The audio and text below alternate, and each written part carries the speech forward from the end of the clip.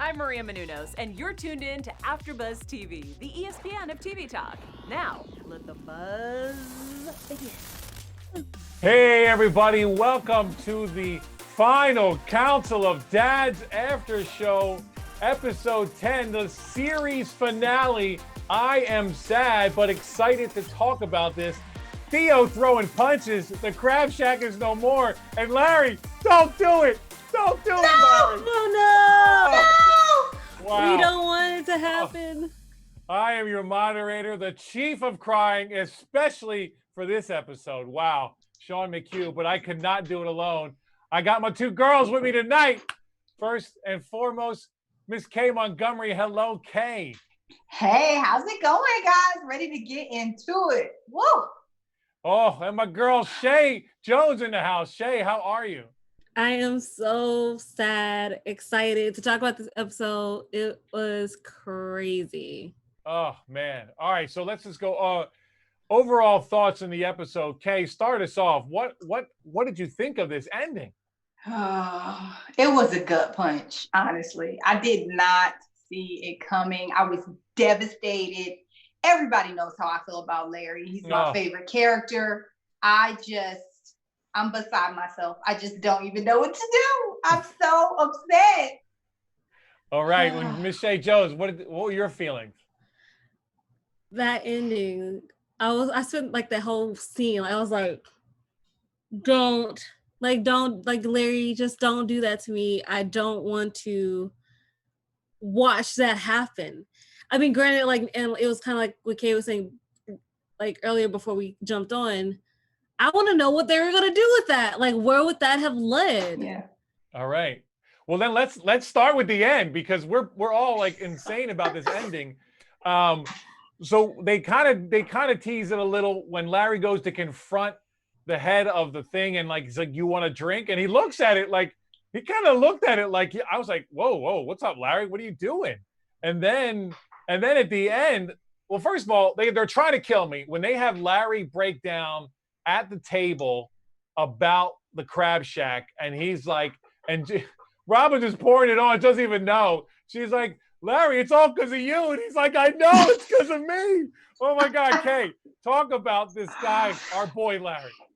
It's Scott, and his legacy will live on, and they're gonna make this place better, and he'll never be gone. And I was just like, Larry, just rip the Band-Aid off. Just rip the Band-Aid off. Everybody is not going to blame you because they're still going to get insurance money. We're still going to move forward. It's just going to be a little different. So I just really wanted him to rip the Band-Aid off. And when he broke down, I was like, Larry is crying. I mean, I think we all the whole have face. The whole face. I think we all have that person in our life to where when the strong person, I don't care if it's your mom, maybe it's your granddad, when that person loses it, you're just like, what's happening? Which is how kind of everyone was at the table. Everybody was like, wait, what? What's happening? They could never guess it was that big of a deal. But you could tell just seeing him cry shook everyone's foundation. Everybody's kind of, Larry's kind of like, what's wrong? I just feel bad that he's taken all the responsibility upon himself because it's not his fault. It's not his fault. Yeah. Chae, you talked about that song that was playing at the end there too, Midnight Train to Georgia. And we have him, we literally end with him with the shot in his hand, but a text from Robin. So obviously I don't think they thought they were getting another season, right? But this is a great way to end. I mean, just, because we're all going crazy, obviously talking about it. What were your feelings on that final moment there? First of all, playing Midnight Train to Georgia is like the epitome of something. I don't know what it is, but it just feels like when you hear that song, like she sung that song so well where it doesn't matter when you hear it, something big is happening because of it. Yeah. That song just resonates no matter what generation you're in. And him being at this bar, it just broke my heart. Like it really did. And I, like he said, like him taking all the fault on himself. In a way, I understand why. Sure. Because he wanted to become somebody depended on, and now they depended on him, and he feels like I let them down. Even without a drink, I was completely sober doing this, making the suggestion. So maybe maybe his mind, okay, so if I did this sober, what's wrong with drunk me, maybe? And like wanted to drown his sorrows. So I completely understand that, but it also just completely broke my heart watching him be in that bar.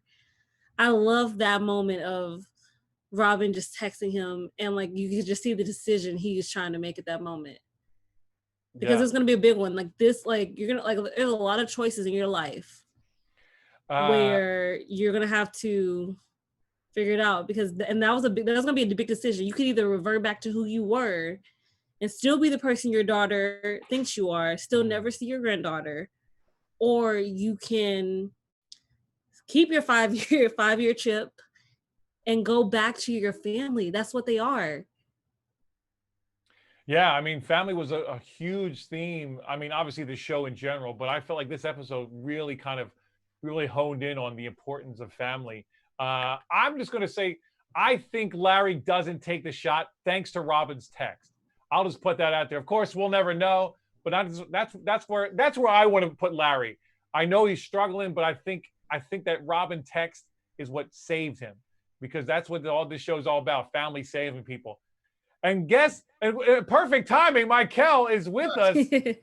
Hello, sir. Hi.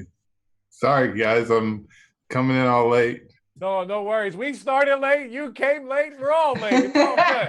It's all good. Kay's going to leave early. It doesn't matter. It doesn't matter. We're going to get through this no matter what, because that's what family does. That's what we do. That's what we do. That's how we show up. So, Michael, we were just finishing up, and I'd love to get your opinion.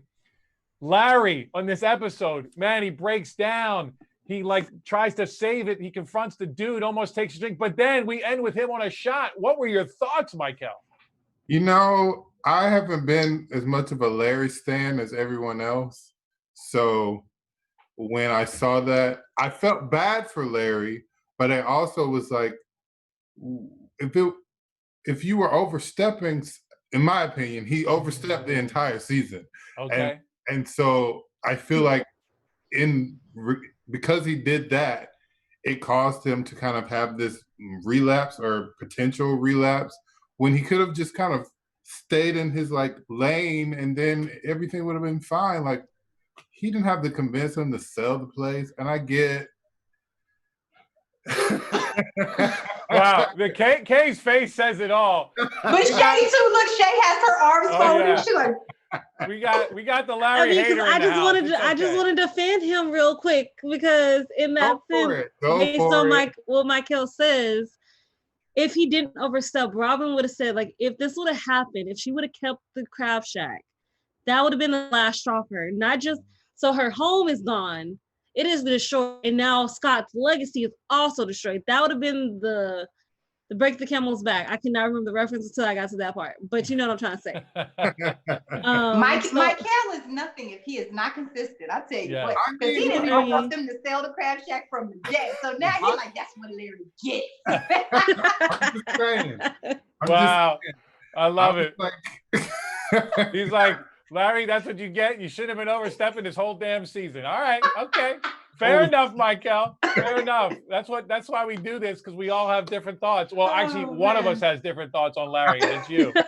One of these kids is doing its own thing, and it's Michael. He is Theo. That is what he is.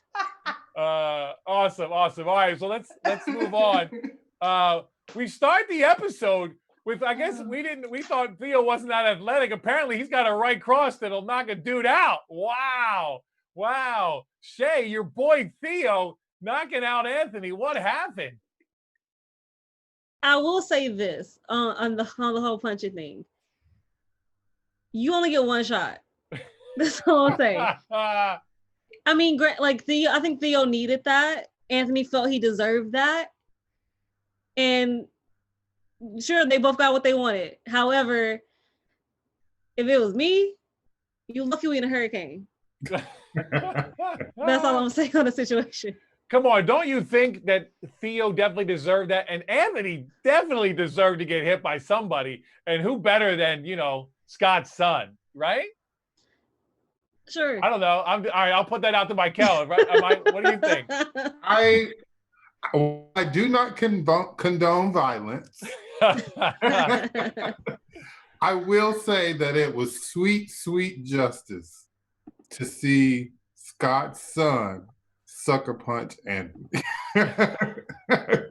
Nice. It was very like full circle. And I think what even made it better was the fact that they were like fine afterwards. And I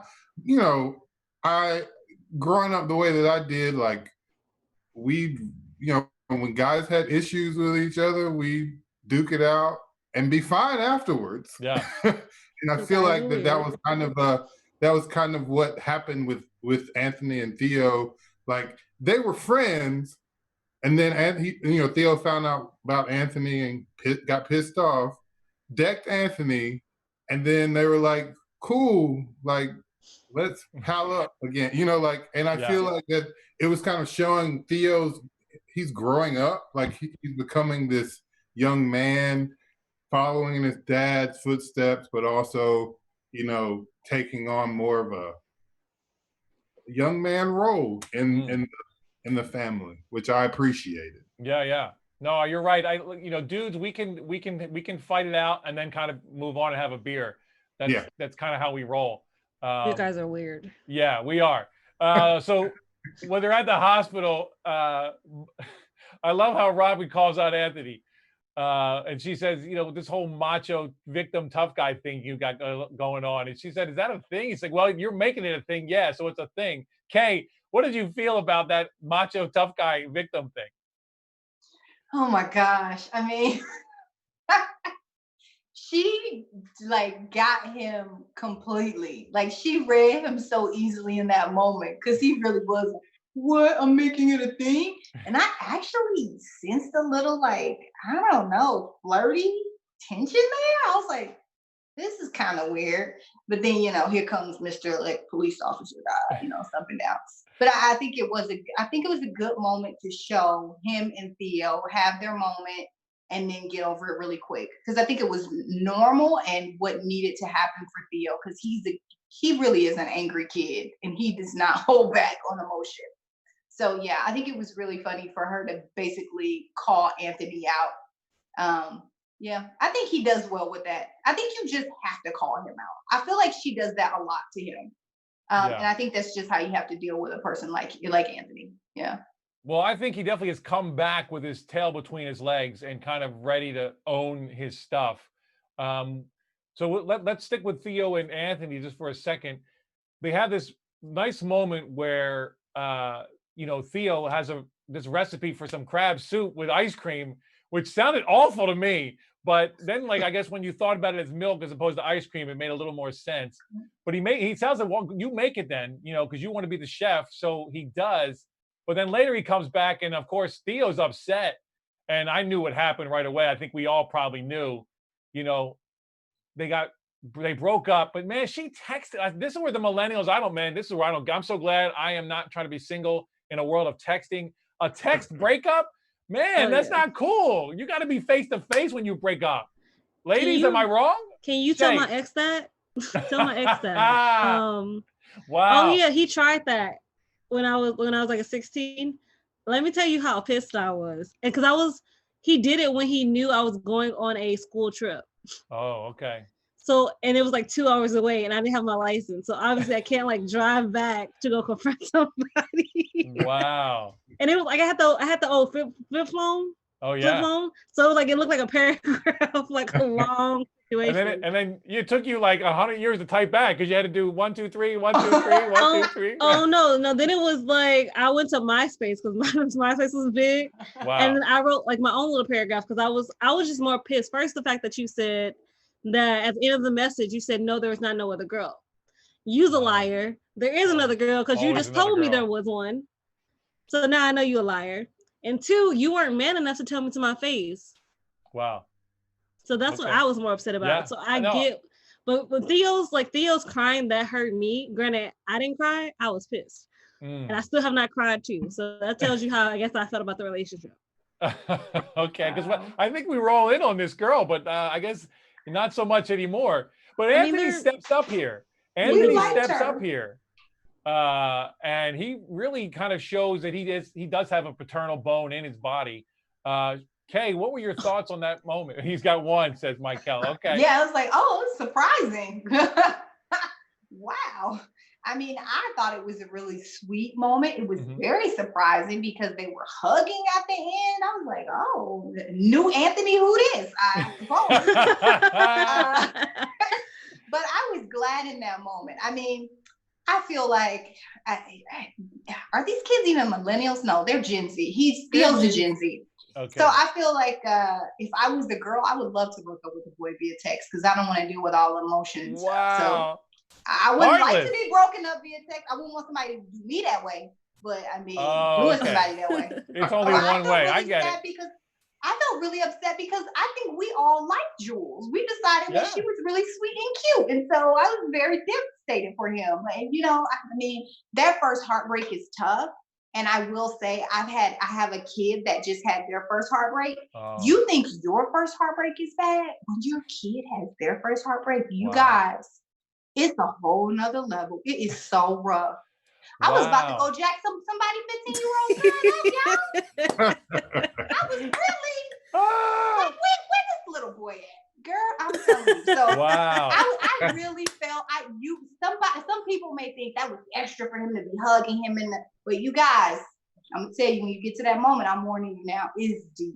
You feel it on a whole different level because that's your baby. So I was really like, wow, okay, he's coming through. He didn't make him do the man up thing. He hugged him, you know, that whole thing. So I thought it was great. I do have to log off because that's my time. It's been wonderful being on a panel with you guys. You guys are awesome. I would love to do another panel with any of you anytime. You can find me on Instagram and Twitter at host Kay. I'll talk to you guys later. All right, Kay. See ya. Bye. Awesome. Michael, so this to finish up with Anthony here, he says he's going to start a school so he can teach Theo to cook because he needs a family. And I think that was a really nice moment. Again, this whole theme of family with the show, but really for Anthony to realize that this is where I need to be. This is where my family is. Talk about that for me. You know, it was a really sweet moment. I was glad to see Anthony kind of have this realization, even though it took, you know, all of the heartache of everyone finding out his paternal secret and kind of getting pissed at him and punching him in the face. Like, it took all of these things and a hurricane to come through and destroy everything for him to kind of realize that this family was his and this is where he belonged. But, you know, it's one of those things where, like, I wish that the show would keep going because I wasn't completely convinced he was going to stick it out. Wow. Okay. You know, like I feel like you know, Anthony through the whole season has always had good intention in his like brain, I guess. Like, he wanted to be there for them and then he wasn't, and he wanted to be there for Scott and then he wasn't. But like, and so I feel like I wish that we could see more just so that I could, you know, we could see that that the trend was broken. Right. But, you know, I'm hopeful that in the ether of Council of Dads, that Anthony is going to follow through. Nice. Before we jump off to another one, can I just jump on what he said real quick? I agree with you. My hope more for Anthony in the situation was, I feel like he is now ready to stop running. He's been running since he slept with Michelle. I really think that was like more of the catalyst than anything else. Like, him sleeping with her was like that thing that just made him keep running for over 25 years. And I think him running back and rushing through a hurricane was his grand gesture of, I'm tired of running. I'm like, not to accept your fate, quote unquote, but I'm accepting my fate of trying to be the man I want to be the man that Scott always thought I would be. and he needs family. Like I think he had this whole idea in his mind the whole time that he didn't need anybody, like as a family, maybe because his own family is his own situation, and obviously we will never know what that situation was. But I feel like now he is now accepted. Sometimes the family you're born with is awful, but the best part about growing up, sometimes you get to choose your family. They're your chosen family for a reason. You chose these people to be in your life. And that's even a better family than the ones you grew up with sometimes. Yeah. Well said. Well said. Yeah, no, the family theme is it's huge on the show. And I really thought it really kind of hammered it in for this episode in particular. So we have this great moment between Peter and Ollie. I thought they really gave this storyline a nice kind of chunk of time, more than it's probably gotten at all on this whole season. So I really appreciated that we really got to kind of see them. And, Ollie really owns up to his stuff about not listening to Peter and how that caused, the rift with the other guy, but then even this whole thing with this new baby that might have something wrong with it. So it was just I was really proud of Oliver in this moment of really acknowledging that and, and apologizing. Michael, what were your thoughts on that? Yeah,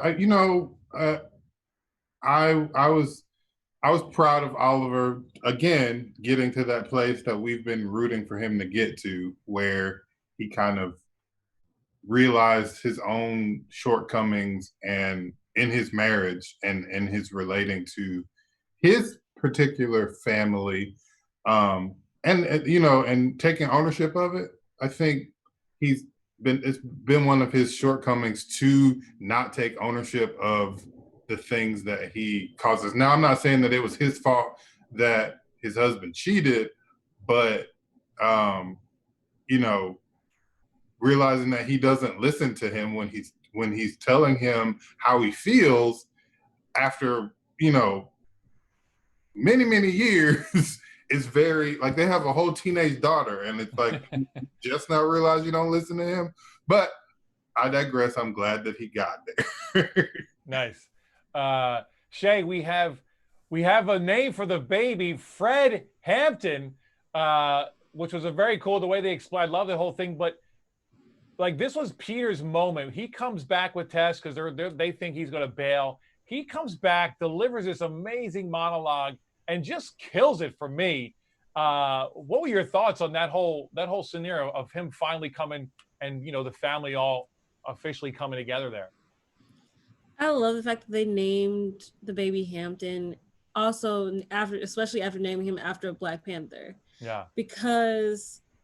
And I love the fact that the show really touches on the fact that this will be a Black man in this world, that he will go through struggles and realize that as strong as he may be, it's okay also to be vulnerable. And I think the way they kind of explain it in a way is amazingly trying to say, we're going to stop like toxic masculinity now. Like, and especially because names have so much power, and knowing that I come from or I'm named after somebody in history who fought for justice for our people, who fought for me to be here. And the fact that I do have two dads, and I have a mom who will be in my life, and who I have a sister that I will get to know. I thought that was such a beautiful moment. I didn't think he ran. I thought, especially after that conversation, I didn't know what was going to happen or how he was going to show up, that he had with Ollie. And I love the fact that Ollie owned up to it, because a marriage is two people, regardless. Like it can't just be all on me for why I kissed somebody. And I love the fact that he actually owned up to the fact that even Peter had concerns before he even kissed somebody. He wanted to talk to talk it out with you, but you didn't want to listen. And I'm not excusing what he did, because that was just wrong. But I love their relationship, and I love that we saw such a different part of it, because we all had different opinions about this marriage and how they were dealing with it. And I know my opinions are just like, look, if y'all don't work it out, just stop the heartache. Just decide it and be done with the situation. But people say for better or for worse for a reason, because sometimes worse is going to be worse. Yeah. but you have to make it through, and you have to keep going, and you have to also know that, you know, it comes with growth. And I love the show too for that reason. Like, it's been a big thing about family, but also the growth that happens in a year. Like, a year changes a lot, whether we see it or we don't. It changes a lot.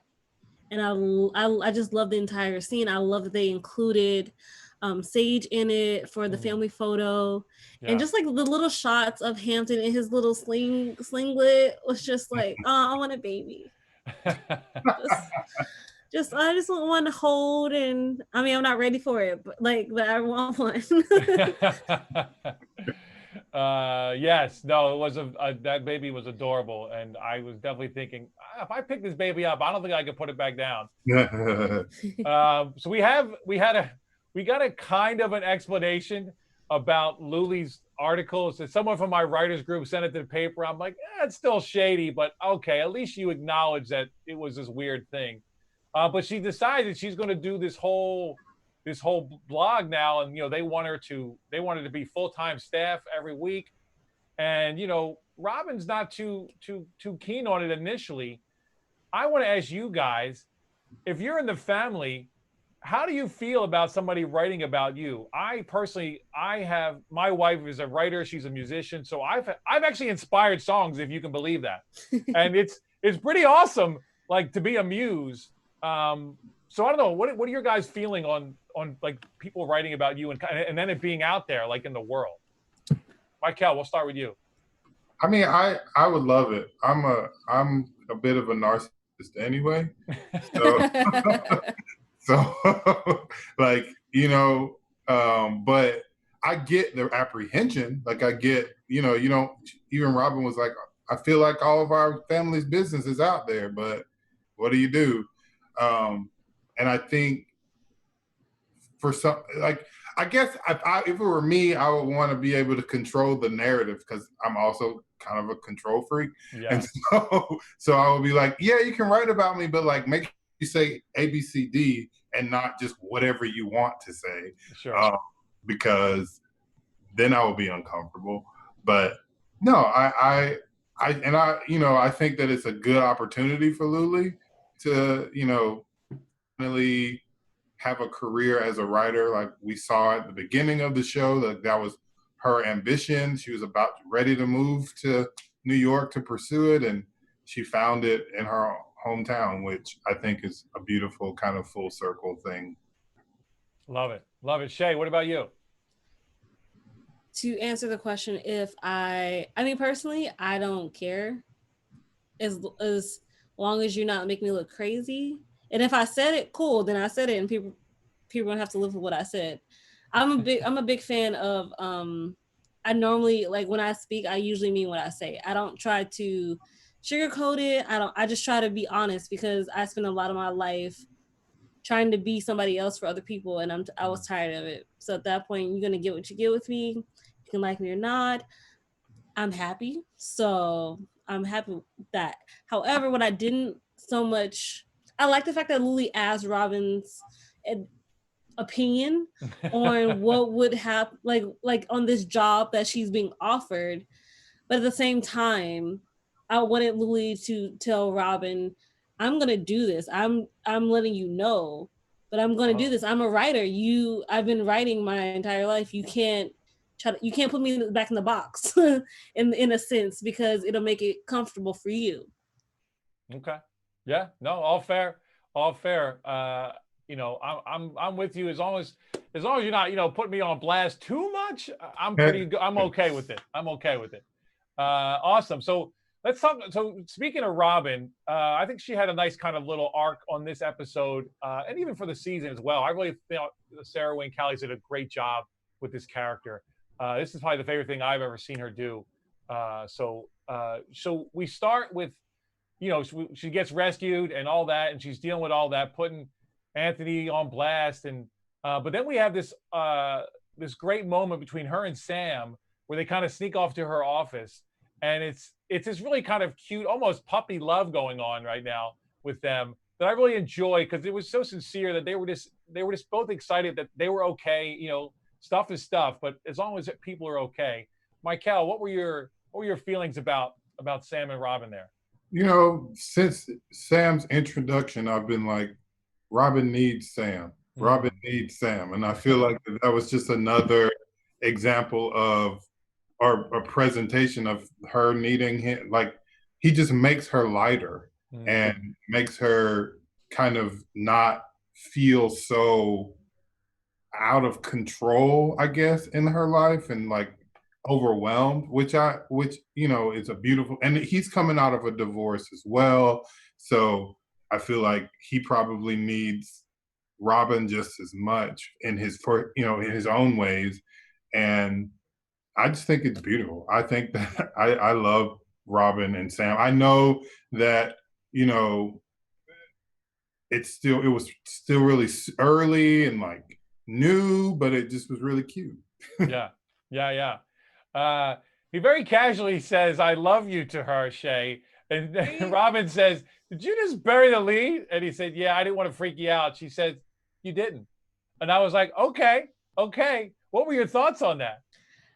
For that one, I was just like, where's my kiss? Like, you don't just say you love me and then you don't like kiss me. Like, I mean, we're like, everybody in Savannah's here apparently right now at the Crab Shack, but still, you just said something like that and she didn't seem to mind. So I would have loved to see a kiss. I thought it was adorable though. I thought that, like, and just the way he is around her when he showed up before he figured out who Evan was, because he was just so excited to see her and be around her. And I think that's the one thing I will miss about the show, because it's not coming back, just to see how that relationship works out, because they're just so cute together. And we didn't get a chance to talk about it last time, but they did the do. And they did while it was raining, and yay for Robin, she got some. And in my mind, I was really happy that it was like with Sam and not with that guy she had the first kiss with after Scott. Like, it felt like this is the way it was supposed to be, how it was supposed to transition. And I think Robin really likes him too. Obviously, she hasn't said "I love you" back, but I don't think that's because she doesn't feel it, which we also find out later in the episode. But I liked it a lot. Awesome. So he takes her. Finally, the road is open and he takes her to the house, and wow, the damage to this house. I was like, wow, you might as well just kind of knock it down and start over. Wow. Because it's a lot of damage. But then we get this amazing moment. She's in the backyard and there he is. Our boy, the reason we're all here. Scott, it gets another shot at Scott. And it was just great. I mean, it was very similar to what happened with Charlotte. But I thought it was a really cool way to kind of, you know, give Robin some closure. You know, she says to him, "Because of you, I have 5 kids, a pack of dads, and my life is filled with so much love." Michael, talk about this moment for me. You know, it's always good to see Scott. Like I said, I've said from the beginning, I wish that we would have gotten more of him. I was expecting to get more of him. So whenever I see him, whenever we get to see him, I'm like, oh yeah, the reason why this show's a thing. But it was, you know, it's good to see Robin kind of, after almost a year, kind of come to terms with the Scott chapters of her life kind of changing. I don't want to say closing, but they've evolved, because he's the reason everything that's going on in her life currently. He's the reason for it. He's the source of it all. So I don't want to say that she's done with him or whatever, but it's good to see that she's ready to kind of purposefully move forward, both in a relationship with Sam and kind of fully embracing the council, and, you know, ready to kind of tackle the next stage of momness and with her kids. And even when she was like, we're going to help Ollie and Peter raise Hampton, like I just think that she's kind of like, I'm a strong woman and it took me a minute to remember, but here I am. And you know, we're good. I'm ready. Thank you, Scott. We're ready, kind of thing. Yeah, no, I love the way you put that. You're right. It's not necessarily a closure, but it's just different with Scott. Yeah. Because, you know, end of the day, what did she pick up from that pile of all the stuff? His picture. His right? picture. She's his picture. So, you know, that's a great way to put it, Michael. It's just that it's evolved. I love that. That boat in the house got me tripping though. Like it's just the boat was just like in the second floor. Yeah, that tells you how high that water was. Yeah, yeah. And in my mind, I seriously want to know how the boat like got there. I know you said the water, think you do. You don't want to know. You don't want to know. That blew my mind. Like literally, even like there was like another boat, but like on the lawn of the lake, like in the back of the house there, like that little yellow thing. It was trippy, like just to watch all the destruction of it. But obviously, it's a beautiful day out. Yeah, like it's kind of crazy. Storm's over, but so Chae, Michael touched on it a little, talking about Robin. She says the council is no longer a one-way street. We need them, yes, but I think they need us too. And I think this is kind of how we end the episode.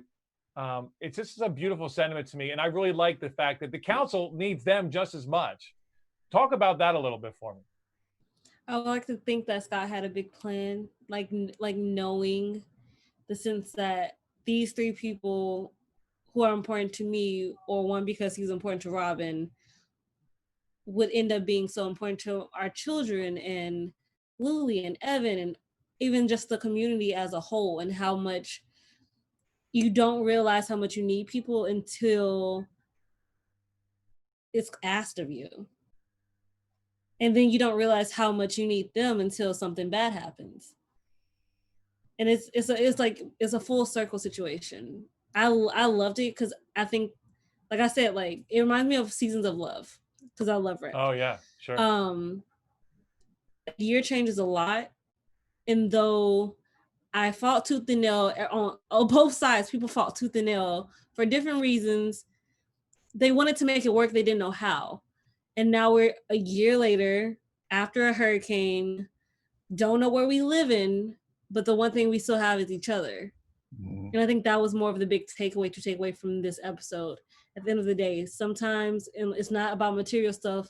We will buy you more stuff when we get the money, but right now we have each other. And I think that's all we need. Yeah. Because it's not about a want anymore. Yeah. People get confused about wants and needs. You want an iPad because everybody else has an iPad. You want a Mac because everybody has a MacBook. But do you really need it? Yeah. Not particularly. Like for some people, no, you can deal with the Acer, you can deal with the HP. You just want a Mac. But that's not a need. Like people get confused when they think of wants and needs. Like you mix up a need with something you want, but that doesn't make it true.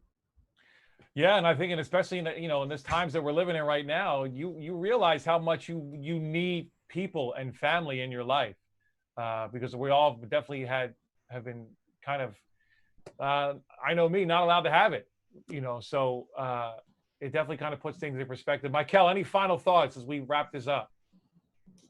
No, I'm sure like most people who watch the show, I'm sad that it's over, but it was a really good depiction of kind of a normal family being thrown into abnormal circumstances and rising above it and conquering all the things, or beginning to conquer those things that could have held them down. And it's a beautiful story, well written. I think that I would have loved to see more of all of them. I want to, when a show like this, you get to know the characters and you want to they become your friends and you want to like follow them wherever they're going. But I hope that, it'll be, in my mind, all good things are coming to all of them. So I love it.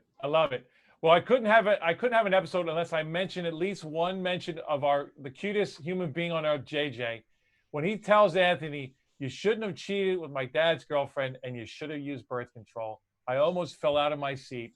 Oh my God. JJ, you're the best. I can't wait to see what's next for that actor. He's so adorable. But overall, guys, I've had a blast. This has been such a great show. I think a show we all kind of need to, especially in these times of, again, focusing on what's important. Some people could argue it's a little glossy, a little Disney-fied maybe in some way, but I'm okay with that. I'm okay with it.